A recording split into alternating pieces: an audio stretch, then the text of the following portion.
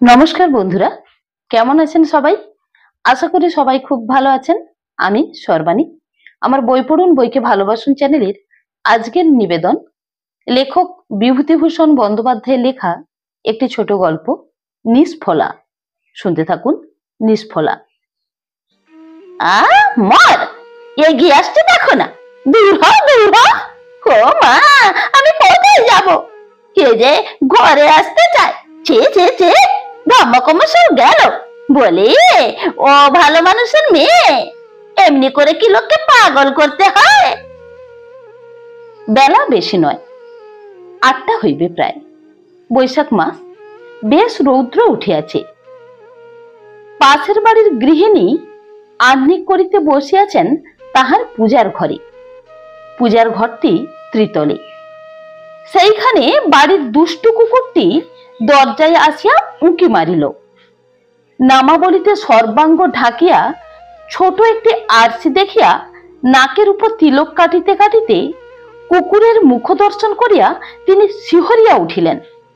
তাহার হাত হইতে সশব্দে তিলক মাটি পড়িয়া গেল। তিনি তখন পূজায় বাধা পড়িতে দেখিয়া চকিতে ঠাকুর ঘরের দরজাটি বন্ধ করিয়া ভীত কণ্ঠে ওই কথাগুলি বলিতে শুরু করিলেন। নিচের তলায় বধূটি স্নান করিতেছিল। সেই মুহূর্তেই ভিজা কাপড়ে দৌড়াইতে দৌড়াইতে উপরে আসিয়া কুকুরটিকে কোলে লইয়া বলিল, বেবি, তুই বড় দুষ্টু হয়েছিস। একদিন না এখানে আসতে বারণ করেছি? কথা শেষে সে বেবির পিঠে মৃদু করাঘাত করিল। বেবি ভারী খুশি হইয়া লেজ নাড়িতে নাড়িতে একবার ডান দিকে একবার বাঁ দিকে ফিরিয়া ডাকিল, ঘেউ ঘেউ। বিপদ কাটিয়া যাইতে দেখিয়া শাশুড়ি নির্ভয়ে পুনরায় পূজার ঘরের দরজা খুলিয়া দিলেন। বধূকে বলিলেন, দেখো গো বাচ্চা, কুকুরকে অত আদর দেওয়া ভালো নয়। কথায় আছে না, কুকুরকে নাই দিলে মাথায় ওঠে। সব জিনিসের একটা সীমা আছে। বধূটি প্রতিবাদ করিল, কি অত আদর দিতে দেখলেন? ওই তো তোমাদের সবটাতেই তক্ক। একটা কুকুরকে কোলে করে ধেই ধেই করে নাচাটা খুব ভালো না। বধূ আর কোনো কথা না বলিয়া কুকুরটিকে লইয়া সেখান হইতে চলিয়া গেল। গল্পটি আরম্ভ করিবার পূর্বে একটু গোড়ার কথা বলা দরকার। মাস দুয়েক আগে 55 তলার একটি সংকীর্ণ গলিতে সকালবেলা হই হই পড়িয়া গেল। সেই গলির মধ্যে ডাস্টবিনের কাছে কাহাদের একটি কুকুরের ছানা পড়িয়া রহিয়াছে। বয়স তাহার বেশি নয়, এখনো চোখ ফোটে নাই। বেচারা ঈষৎ নড়িয়া চড়িয়া মৃত্যুর বিরুদ্ধে বিদ্রোহ ঘোষণা করিতে লাগিল। কাহার এই দুঃসাহস যে নিঃশব্দে রাত্রিকালে চুপি চুপি নিষ্ঠুরের মতো এই দুর্ভাগা ছানাটিকে এই রূপে ফেলিয়া যাইতে পারিল? ছানাটির মৃত্যু সুনিশ্চিত। প্রথমত, না খাইয়া মরিতে পারি। দ্বিতীয়ত, কোন শত্রুর আক্রমণেও মরিতে পারে। অগত্যা বেচারাকে রক্ষা করিবার জন্য সকলে আকুল হইয়া পড়িল, অথচ কেহই সাহস করিয়া তাহার ভার লইতে চাহিল না। পরিশেষে ওই বধূটির স্বামী স্ত্রীর স্বনির্বন্ধ অনুরোধে ভিজা গামছা পরিয়া কুকুরটিকে নিজ গৃহে লইয়া গেল। নিঃসন্তান বধূটি তাহাকে মাতা স্নেহে পালন করিতে লাগিল। কৃষের জীবটির ওপর তাহার অনুর্বর জীবনের স্নেহবাৎসল্যের প্রবল বন্যা বহাইয়া দিল। দিনে দিনে তাহার সুপ্ত স্নেহ ওই কুকুরটিকে জড়াইয়া বিরাট মহিরুহ সৃষ্টি করিতে লাগিল। কুকুরটির নামকরণ হইল বেবি। কিন্তু এই বেবিকে উপলক্ষ করিয়া বধূটির সহিত তাহার শাশুড়ির মনোমালিন্য হইল। শাশুড়ি প্রাচীনপন্থী বিধবা মানুষ। তিনি তাহার পূজা আহ্নিক লইয়া দিনে 24টি ঘন্টা কাটাইয়া দেন। সংসারে তাহার ভ্রুক্ষেপ নাই। ভোর রাত্রে অন্ধকার থাকিতে থাকিতে গঙ্গা স্নানে বাহির হইয়া যান। রোদ উঠলেই ফিরিয়া তাহার ত্রিতলের ঠাকুর ঘরে প্রবেশ করিয়া গৃহদেবতা সেবা করেন। সন্ধ্যায় নিত্য বৈষ্ণব বাবাজিরা হরিনাম করিয়া গৃহ পবিত্র করিয়া যায়। 12 মাসে 13 পার্বণ। গঙ্গাজল আর গোময় লেপন করিতে করিতে সারা বাড়ি শুদ্ধ করিয়াই কাটাইয়া দেন। এহেন শাশুড়ি ওই অপবিত্র প্রাণীটিকে তাহার সুপবিত্র গৃহ কলুষিত করিতে দেখিলে যে খড়গহস্ত হইবেন, তাতে আর আশ্চর্য কি। বধূটি শাশুড়িকে যে অমান্য করে তাহাও বলা যায় না, কিন্তু এক্ষেত্রে কেন জানি না সে বাঁকিয়া দাঁড়াইল। তাহার স্বামী অকস্মাৎ আশ্চর্যরূপ মুখ হইয়া পড়িল। যেমনি বেবি দিন দিন শশীকলার ন্যায় বাড়িতে লাগিল, তেমনি তাহাদের কলহ প্রবল হইতে প্রবলতর হইল। শাশুড়ি বলিলেন, চি চি, এত ম্লেচ্ছপনাকে সহ্য হয়? হারামজাদার ছিষ্টি রই রই করছে। এ বাড়ি ছায়া মারাতে পর্যন্ত গা ঘিন ঘিন করে। এমন সোনার সংসার চারকার করে দিলে আমার যে দুদিন কোথাও গিয়ে থাকবারও চুলো নেই। কত লোকের কুকুর দেখেছি বাপু, এমন বাড়াবাড়ি কোথাও দেখিনি। তাদের কুকুর থাকে বার বাড়িতে বাঁধা, আর এনার কুকুরের শোবার ঘর নইলে রাতে ঘুম হয় না। জানো দিদি, কুকুর দিন রাতের খাটের উপর শুয়ে থাকে। 12 মাস গঙ্গা স্নান করিয়া তিনি অনেক পথের দিদি জুটাইয়াছেন। সেই পথের দিদি সবিস্ময়ে কহিলেন, ও মা, আমি কোথায় যাব? শাশুড়ি বলিলেন, শুধু কি তাই, কুকুরকে কোলে নিয়ে অষ্টপ্রহরকে আদর করেন, তাকে চুমু খাবার কি ঘটা, একেবারে সাহেবিয়ানা। স্বামী ভুলিয়াও কোনো দিন প্রতিবাদ করে নাই বা প্রশ্রয়ও দেয় নাই। মাঝে মাঝে দৈবাত কখনো হয়তো বলিল, বেবি এসে অবধি অবস্থা বড় কাহিল হয়ে গেছে। বেবির কান দুইটি 2 হাত দিয়া ঈষৎ চাপিতে চাপিতে দুটি ডাগর চোখে স্বামীর পানে তাকাইয়া স্ত্রী প্রশ্ন করিল, তার মানে? স্বামী বলিল, মানে আমাকে তুমি কম ভালোবাসছো, কারণ 24 ঘন্টা বেবি হারামজাদাকে নিয়ে থাকলে আমি বেচারার কথাটা স্মরণ হওয়া তোমার দায় হয়ে উঠেছে। অমনি স্ত্রী অভিমানের সুরে কহিল, ও, বেবির উপর তোমাদের বাড়ি ছুতো সকলের হিংসে, ওকে গলা টিপে মেরে ফেলে তোমাদের 16 কলা পূর্ণ হয় না। বধূটির গণ্ড বাহিয়া অশ্রুকণা ঝরিতে লাগিল। স্ত্রীকে কাঁদিতে দেখিয়া স্বামীর চিত্ত বিচলিত হইয়া উঠিল। ক্ষুব্ধ কণ্ঠে কহিল, অমনি রাগ হলো রমা, ঠাট্টাও বোঝো না, যা হোক মানুষ তুমি। রমা ফোপাইয়া ফোপাইয়া কহিল, আমি বেশ জানি এ তোমাদের ঠাট্টা নয়, তোমাদের মনের কথা। বেশ, দূর করে বিদায় করে দেবো একে। দূর হ, দূর হ হারামজাদা। কথা শেষে সে বেবিকে মেঝের উপর ছুড়িয়া ফেলিল। বেবি কেউ কেউ করিয়া তাহার ব্যথা প্রকাশ করিল। উঠিয়া বধূটির পায়ের কাছে আসিয়া তাহার পানে ফেল ফেল করিয়া তাকাইয়া লেজ নাড়িতে লাগিল। বধূটি পিছু ফিরিয়া বিরক্তি প্রকাশ করিয়া কহিল, আর মায়া পাড়াস নে রাক্ষস। একটির পর একটি করিয়া দিন কাটিতে লাগিল।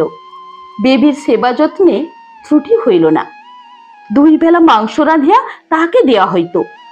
প্রতিদিন সকালে চা ও বিস্কুট সহযোগে সে জলযোগ করিত।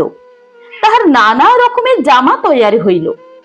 কিন্তু রমার এই অক্লান্ত সেবা যত্নের সত্ত্বেও বেবির শরীর পুষ্ট হইল না, পরন্তু সে দিন দিন ক্ষীণ হইতে লাগিল। তাহার কণ্ঠস্বর অত্যন্ত তীক্ষ্ণ ও কর্কশ হইল। রমার আপ্রাণ চেষ্টা আদৌ ফলপ্রসূ হইল না। সে একদিন স্বামীকে কহিল, কুকুরটা দিন দিন কেন জানি না শুকিয়ে যাচ্ছে, একটু ডাক্তার বলতে দেখাও না। শুনেছি কুকুরেরও নাকি ডাক্তার আছে।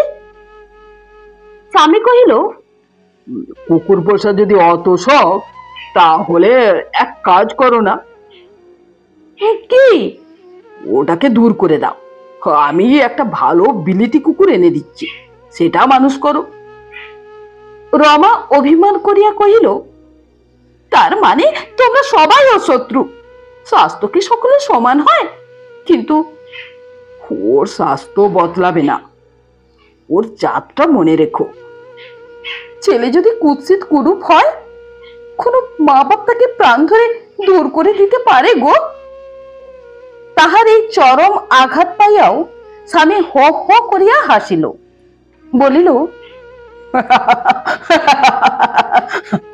তার চেয়ে একটা ছেলে মানুষ করো না কেন? কত গরিব ছেলে পাওয়া যাবে, তারা বড় নেমোখারাম হয়। কিন্তু রমা, ও কুকুর তোমায় ত্যাগ করতেই হবে। কারণ? কারণ ওর রোগটি সোজা নয়, ওর গায়ের ঘা বড় বিচ্ছিরে আর ছোঁয়াচে, কখনো সারে না। স্বামী ভাবিয়াছিল স্ত্রী নিশ্চয় ভয় পাইয়া যাইবে, কিন্তু স্ত্রী ভয় পায় নাই, বরং সে নির্ভীক ভাবে বেবিকে তাহার বুকে জড়াইয়া ধরিয়াছে, তাহাকে চুম্বন করিতে করিতে বলিয়াছে, বেবি বেবি, সবাই তো শত্রু। কি জানি কেন বেবির চোখ দুটিও চিকচিক করিয়া উঠিয়াছিল। রমা আঁচল দিয়া তাহার চোখ মুছিয়া দিতে দিতে কহিল, বেবি দুষ্টু, কাঁদছিস? দূর পাগল, আমি তোকে কিছুতেই ছেড়ে দেব না। কিন্তু এই ঘটনার দিন সাতেক পর বেবি রমাকে ছাড়িয়া গেল। স্বামী যাহা বলিয়াছিল তাহাই সত্য হইল। বেবি পুরুষানুক্রমে যে দুরারোগ্য ও মারাত্মক রোগ পাইয়াছিল, তাহা হইতে বাঁচিয়া থাকিতে নিষ্কৃতি পাইল না। রমা ডাক্তার বৈদ্য দেখাইতে ত্রুটি করে নাই, সকলে বিস্ময় প্রকাশ করিয়াছিল সেই একটা হীনজাত কুকুরকে এই আপ্রাণ সেবা করিতে দেখিয়া। শাশুড়ি কহিলেন, পয়সা কলঙ্কুচির মতো উড়ে গেল দিদি, কুকুরটাকে নিয়ে হারামজাদা একেবারে পাগল হয়েছে। এই বিচ্ছিরি রোগ, অত মাখামাখি কি ভালো? এতে কি এমন বাহাদুরি আছে? দিদি কহিলেন, ছেলে পেলে নেই কিনা, তাই একটা টান পড়ে গেছে।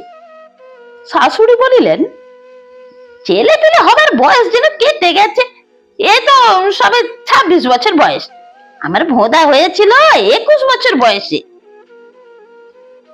একটা কিছু নিয়ে থাকতে হবে তো, তাই বলে এতটা বাড়াবাড়ি ভালো কি দিদি? দিদি শাশুড়িকে সাবধান করিয়া দিলেন, ছেলেকে তোমার ভাই অত মিশতে দিও না। শাশুড়ি কহিলেন, ছেলে তো আর অত পাগল নয়। বেবির জীবনের শেষ কয়েকদিন শাশুড়ি তাহাকে বাড়ির মধ্যে প্রবেশ করিতে নিষেধ করিলেন। বধূটির স্বামীও এ আদেশের প্রতিধ্বনি করিল ও অগত্যা বেবি বাহিরের উঠানে স্থান পাইল। রাত্রে একটা প্যাকিং বাক্সে তাহার শয্যা রচনা করা হইত। রমা নিজের হাতে রাত্রে তাহাকে খাওয়াইত। খাওয়া শেষ হইলে তাহাকে বাক্সের মধ্যে পুরিয়া দরজা বন্ধ করিয়া শুইতে যাইত। ইদানিং তাহার মুখে বিষাদের ছায়াপাত হইয়াছিল, তাহার যেন অতি আপনার জনটির জীবনান্তের সম্ভাবনা। সন্তানের রোগশয্যা পার্শ্বে সেবারতা মাতার মুখখানিও বুঝি এই রূপেই উদাস হইয়া থাকে। তাহার 32 নাড়ি এমন করিয়াই বারবার মোচড়াইয়া ওঠে। রমা স্বামী কহিল, কুকুর কুকুর করে তুমি খেপলে নাকি? রমা কুকুরের ক্ষত পরিষ্কার করিতে করিতে কহিল, সত্যি বেবি বাঁচবে না? তাহার বিষাদ কাতর চোখ দুটির পানে তাকাইয়া স্বামীর বেদনা বোধ করিল। স্ত্রীকে সান্ত্বনা দিয়া বলিল, ওর চেয়ে ভালো কুকুর এনে দেবো রমা, যত দাম লাগে দেওয়া যাবে। রমা একটি দীর্ঘ নিঃশ্বাস ত্যাগ করিয়া বেবির গা মুছিতে মুছিতে বলিল, বাছার আমার সব হাড় কখানা বেরিয়ে গেছে। ইহার 2 দিন পরই বেবির ইহলীলা সাঙ্গ হইল। সকালে রমা তাহার কাঠের ঘরের দরজা খুলিয়া শিরে করাঘাত করিয়া বসিল। তাহার অত সাধের বেবির মৃতদেহ পড়িয়া রহিয়াছে। অসংখ্য লাল পিপিলিকায় সেই কদাকার হাড় বার করা রোম ওঠা দেহটি ছাইয়া ফেলিয়াছে। রমা সেই বাক্সের উপর উবু হইয়া পড়িয়া আর্তকণ্ঠে বিনাইয়া বিনাইয়া শোক প্রকাশ করিতে লাগিল। গো, আমি কাকে নিয়ে থাকবো গো, আমি কাকে নিয়ে থাকবো গো। বন্ধুরা, আমার এই গল্প পাঠ যদি আপনাদের ভালো লেগে থাকে তাহলে আমার গল্পটিতে একটি লাইক দিয়ে আমার চ্যানেলটি সাবস্ক্রাইব করে আমার সঙ্গে থাকার অনুরোধ রইল। নমস্কার।